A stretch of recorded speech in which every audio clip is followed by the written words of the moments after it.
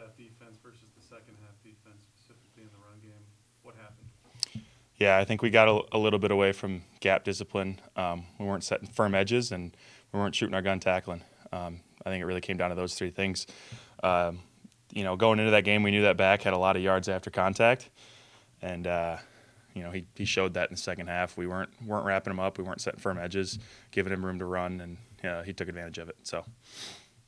Michigan's really diverse with its run game, formations, and groupings. What is key for the run defense as you go against this type of team?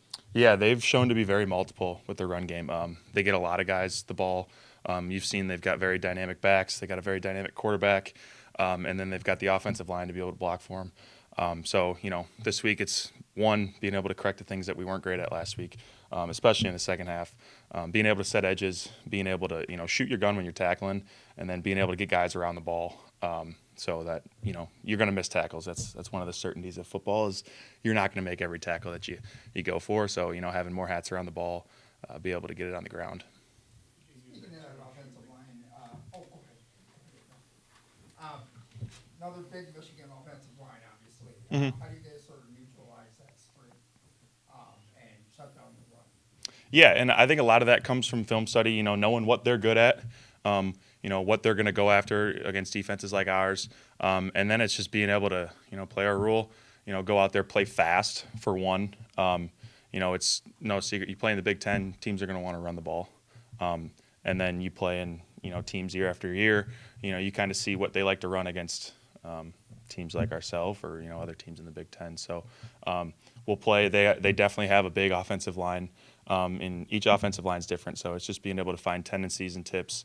But at the end of the day, we're trying to change our best from last week. So just being a better defensive line, better defense, better team than we were last week. It's key for veterans to bounce back from a tough rivalry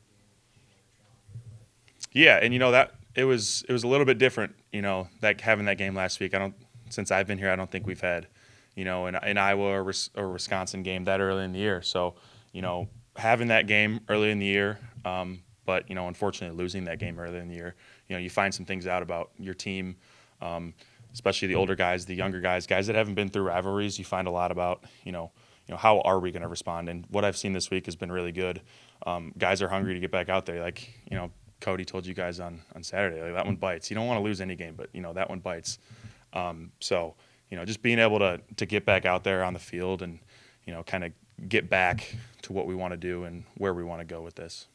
PJ has used that term "shoot the gun" as well for Mm-hmm. tackling. What does that mean? When you guys say "shoot the gun," what does that mean? You guys got to do? Yeah, so it kind of has a couple meanings. One meaning would be, we have a tackling system. And in our tackling system, like, we don't trade up. You don't try to, get closer to the guy to make a better tackle. If you can tackle the guy, tackle the guy.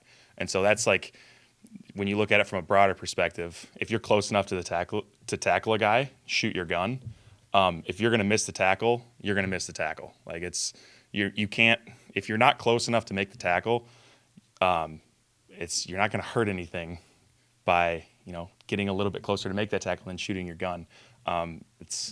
And then when I talked about swarm earlier, so we want the shooting the gun on the tackling circuit to the swarm to be able to coincide with each other, so that we're going to miss tackles. We know that. That's football for you. But having 5, 6, 7 guys right there to clean it up, that's why we're saying don't hesitate when you're going in to tackle somebody. There's you can't get worse than missing the tackle. So shoot your gun. We'll have guys there to clean it up if you do happen to miss a tackle. But the main, by definition, would be we're not trading up on tackles. So if you can make this tackle, make this tackle. Don't trade up for a better tackle. What's your impression of Michigan's quarterback? He's a big quarterback. He's shown the ability to run the ball pretty well, and he's dynamic in the way he runs the ball. As you saw last game, they didn't throw the ball a whole lot, and he showed the ability to be able to run the ball through the interior, also run the ball on the perimeter, and then be able to give the ball off to his backs as well. So it really poses a threat to a lot of defenses. Having the ability to use a big quarterback like that to be able to run as a second running back, and it really poses a lot of challenges for a defense. How do you look at Jaws' first 4 games? Obviously, he has some big expectations of himself, and his team does as well, but not had a sack for himself through 4 games. How do you look at how Yeah, and I think one of the things that, everyone talks about sacks, and everyone has their own opinion on it. If you look at the film and if you watch the games, you see, a lot of big plays. Ja kind of goes unnoticed because, there's an interception here and all eyes are over there. But if you really, peel back the onion, you see, okay, this quarterback was being hit as he's throwing the ball. Who's that? Oh, that's 17. Or, this guy's got pressure in his face, ball hits the ground, maybe not a very good throw. What's going on in the backfield? Oh, there's 17 in his face again. So, I think just looking at it from a sack standpoint, yeah, like we've shown the ability to get pressure back there. Got to finish. Love seeing our DBs get back there for sacks, but I mean, I want sacks too. Ja wants sacks. We want to affect the QB, but we want to finish as well too. So, I think Ja he's not at any point complacent.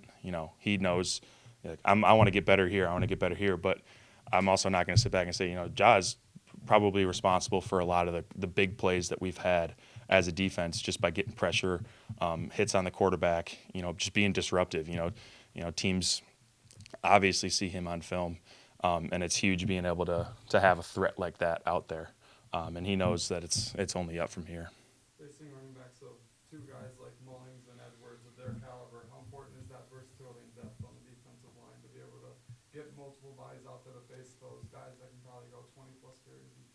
Yeah. Those guys have shown to be really good. They're really patient. They've got speed. Once they find that hole, they're gone. So, being able to stay fresh really comes down to, having guys that know the game plan, having guys that are able to get knocked back in the backfield. But, yeah, it really is a big point to have fresh guys in there. If they're rotating backs, getting guys fresh, getting guys that, get a breather and rotating in. It's huge to be able to have rotation there on the defensive line, to be able to, say, you've played 5-6 plays in a row and they're rotating it back. It's nice to have some new guys come in. That way the standard just doesn't fall at all. How much has the Little Brown Jug been emphasized this week? We talked about it. The Little Brown Jug is a reward. It really shouldn't take. Obviously, it's a huge rivalry. It's one of the oldest rivalries in college football, and it's one of those rivalries that doesn't get played every year. And at least in the past, with how the new Big Ten shapes out, that's up for anyone. But it's one of those rivalries that doesn't get played every single year. So it's kind of unique in the fact that it's not the pig or the axe for say Minnesota, but you want to think about it as a reward because you don't really get to see it until the game's over. You got to go out there and play regardless if there's a trophy or not. So obviously we know the significance of it, of the rivalry, where it's from, and all that. But we still got to go out and play the game. Last one for Danny, if anyone's got it. All right. Thanks, Danny. Thanks, guys.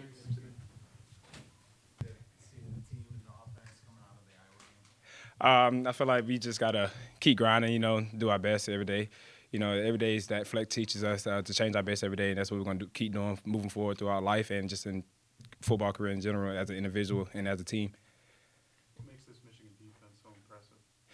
They got a lot of talented guys, especially up front and the D lineman and in the secondary as well. They got Will Johnson in the secondary, potentially first-round draft pick, and though you got the D lineman, they got like 4 first-round draft picks. I mean, it's going to be a pretty tough game.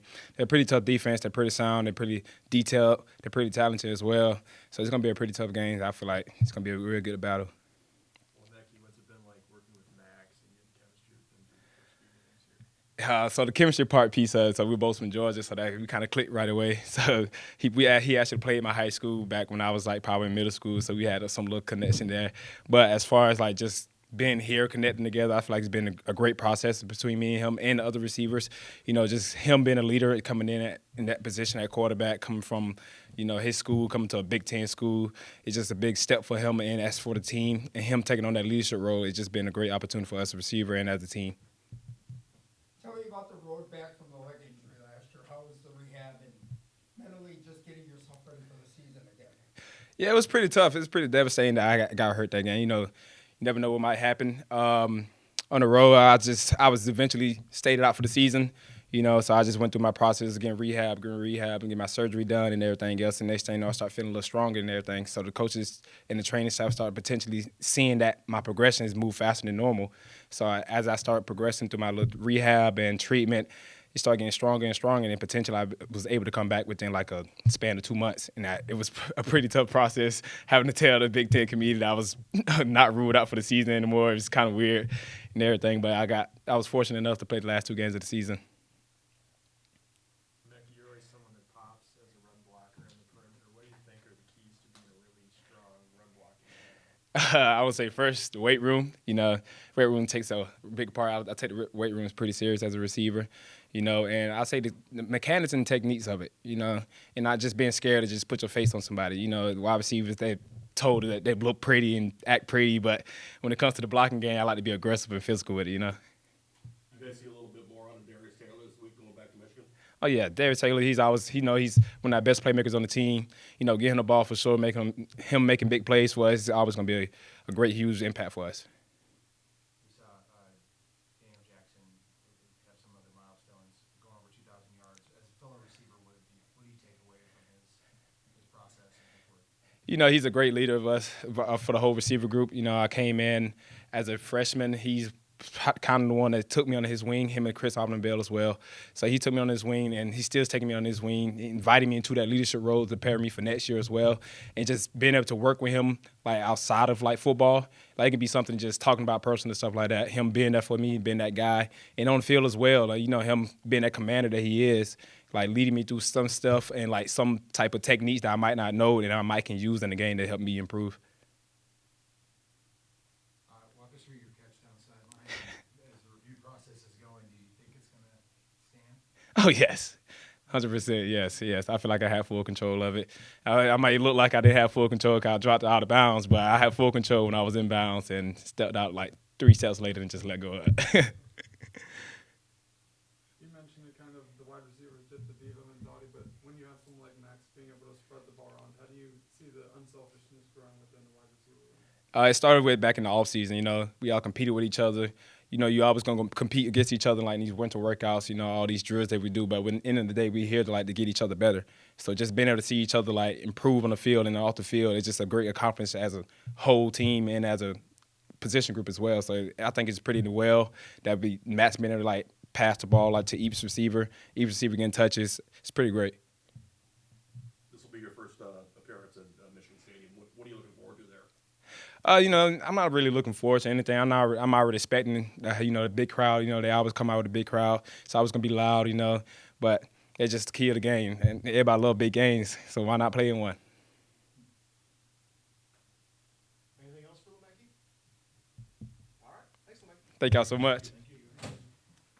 Watch the game. I think first thing was that effort was not there wasn't a problem with effort. It certainly was guys were flying around, having a great time playing the game. It's just the little things that we may have taken for granted at certain moments. Putting a full game together, first half, great. Details, techniques, effort was all there. Second half, effort was there, details kind of diminished, techniques kind of went out the door, and then making the available play. So if I'm there unblocked and I have the chance to make the tackle, I got to make that tackle. So it's doing your job and getting to the right spot, and then when you get there, being able to execute. Cody, what have you noticed while preparing for Michigan's offense? They do a lot of stuff very well. Coach well. They don't hurt themselves. They don't shoot themselves in the foot. Not a lot of penalties against themselves. And again, they do what they do very well. They're not, pulling out tricks and stuff. They do some different looking stuff, but it's not like they're, working on getting out of their box. They do what they do, and they work to just beat you that way. You stay consistent, and then work you down, beat you down through the game, wear guys out. So we're gonna have to put a full game together. Cody, no plus game, you're focused on how the bounce back will be for the team. What have you seen in the first half of this week? It's been excellent. Guys are fired up, ready to get back after it. Another chance to go 1-0 this week against Michigan at their place. So guys have been fired up, ready to go. Practice has been great. Effort's all there. Guys want to get better, want to go out there and have fun. and then get in there, film study, watch as much film as we can. So it's been awesome. What's your pregame look like on the road and for a very early game like this one? Because getting there probably 3-4 hours early. Day of the game, or maybe well, I guess we get up pretty early. Got to get up, take a shower, wake yourself up, obviously get yourself ready, whatever that might look like, and then have a breakfast, have a speaker, and then from there on it's kind of up to yourself. So whatever it's the kind of music you listen to whatever it is when you get to the stadium, whatever that might look like in the locker room, I always like to give myself enough time to stretch, get ready. Not that I'm out there working out an entire game before a game, but you got to get out there and get ready for your muscles and, all this other good stuff to get yourself ready. If they're tight end, Loveland plays, he's obviously one of the best in the country. Tell me about the matchup issues for the linebackers when he comes over the middle. He's a big, athletic guy who can run, good in space. He can create openings for himself, like you said, middle of the field. We, not exactly sure if he's going to play or not yet, but if he does, we'll be ready for whatever that might look like, whether they split him out for more receiving reps or they put him in tight to block. We'll be ready for it all. What type of challenges is there quarterback with his size and his running ability present? Yeah, certainly. Big guy, run fast, great athlete. That QB run stuff, it's it's tough on the defense sometimes. You get that extra blocker, whether it be from the running back or you get a pull from the one of the offensive linemen. So you really get an extra blocker. So and then with another guy, especially like you said, big athletic running quarterback, got to make sure we're using the tackling system, wrapping up, running our feet, and then swarming to the ball. So it's levels to everything. So making sure we're doing our job, but at the end of the day, it's doing our job in elite, with elite detail and effort. Have you been able to maybe put your finger on what maybe switched or you went from, playing pretty good defense in the first half on Saturday to then, as you had mentioned, just, not firing a gun, as Danny said there. How did that switch or, been able to figure out what happened there, that part of it? Yeah, I think it might just be taking the little things for granted, thinking that just because we did in the first half, it's bound to happen again in the second half. And that goes the same way with opposite side of the so say we didn't play good in the first half. It's just theoretical. That doesn't mean you have to go out and play the second half bad. You can respond in any type of situation. There's always a response, good or bad. And that's up to individually, yourself, and then as a collective unit, how you're going to decide to do that. So it's on everybody, not just one guy, to make sure that everybody's doing their job, responding in a way that's up to the standard, and making sure we're doing that constantly each and every play. And then obviously first half, second half, putting the whole game together, offense, defense, and special teams, kind of just gluing it all together. Anything else for Cody? All right, thanks, Cody. Thanks. Watch the tape of the first half offense versus the second half offense. What were the biggest takeaways you had? Number one was execution, for sure. I thought we executed really well going into the halftime. And then I don't think that we did a great job starting off early in the second half. And it came down to execution. And I think the guys understood that, and we watched the tape, and that's something we're going to focus on this weekend. Is there a way to correct that during the game when it starts to happen that way? I think it's a good thing that we have the sideline iPads on the sideline, and that's a good way of kind of looking at what's the issue. Communication is really big on the sideline of, hey, what'd you see here? How can we make it better when we go back to the next drive? But it's just a matter of making sure on offense we're going 1-0 on every single drive as best as possible, and I think we can do a better job with that. I know the guys that know that we can, and that's what we're going to showcase this weekend. With the issues in the run game right now, do you feel like you have to be perfect if the offense is going to move the ball consistently? No, I don't think that that's the right way of thinking about it, of any position, to be honest. I think if you focus too much on trying to be perfect and do too much out of your body, I think it leads to negative effects or negative results. And, I think for the offense to continue to grow, we all have to do our part in ways that, it's not too far out of our own body, and making sure that we're doing as much as we can without doing too much. And I think that's what, when all combines together, that's what creates the best offense for us. And we've done a really good job with this week attacking it, and I'm excited to see how it plays out. Cody Lindenberg said there might be not attention to the little things in the second half. Would that be applicable to the offense as well? Yeah, I would say that. I think that ties into the execution piece too. I think there's a lot that goes into a small amount of stuff that you see on the field from a spectator point of view, and that it's a lot of work that gets put in, under the light to where you showcase on Saturday. Sometimes, the smallest movement or, the wrong eyes in the wrong spot at the right time, sometimes that can, dictate how a play, rolls out for sure. Max, they got a couple agile corners from Michigan. Johnson got pick six last Mhm. week. And their safeties play pretty deep, a lot of prevent. Might there be some underneath stuff for the tight end and some of the receivers? I would say this week's definitely big on taking what the defense gives you for sure. They're a very sound defense. With experienced DC, experienced, defensive player and personnel in general. And I think, going back to your point where, maybe they get more depth if they do. That's what we're going to do, and hopefully take what they give us. And if they give us a spot where we can take a shot, we'll take a shot. And I think that's just a part of trusting the scheme, trusting the playmakers, and trusting that we'll get the play done. Is this the best front four you've seen on tape? I would probably say, yeah, they're probably one of the most athletic fronts that we've seen. They got two really good interior D linemen and two really good edge rushers, and it'll be a fun challenge for us this week, and see how we can battle and respond for sure.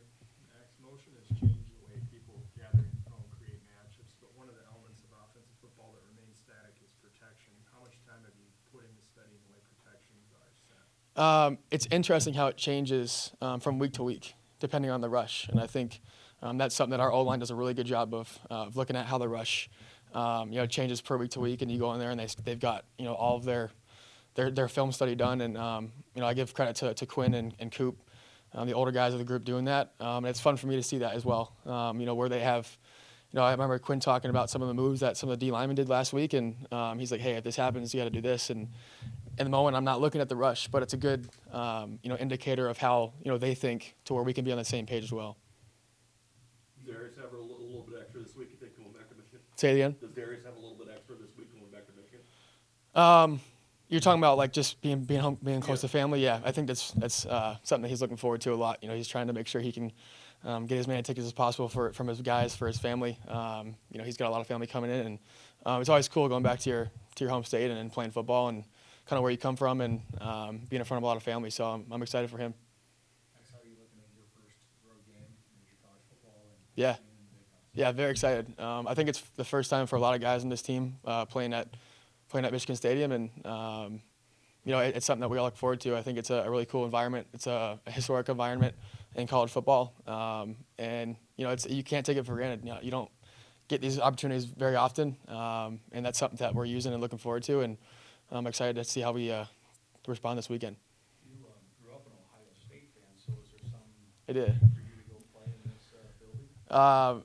It's definitely interesting hearing hail to the victors every single day of the week and throughout the whole practice, and it gets there's a lot of friction in my ears for sure.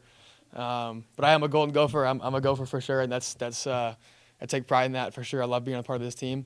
But for sure, where I grew up, it was something that we look forward to every single year was the Michigan Ohio State game, and being able to play in the stadium this year and kind of be with this team playing the game is pretty cool. Was there a point, like when you were a kid, I'm sure you're pretending that you're the quarterback in that building beating those guys. I mean, can you kind of believe that you got a chance now to do that? If not for the Buckeyes, for the Gophers? Yeah, oh yeah. I remember the last game I saw at Ohio State was against Michigan at Ohio State, and that's the last memory I have of them watching them play football. And now, we get to do it and play in the stadium and play against them. And so, this team couldn't be more excited, more ready to respond and eager to bounce back.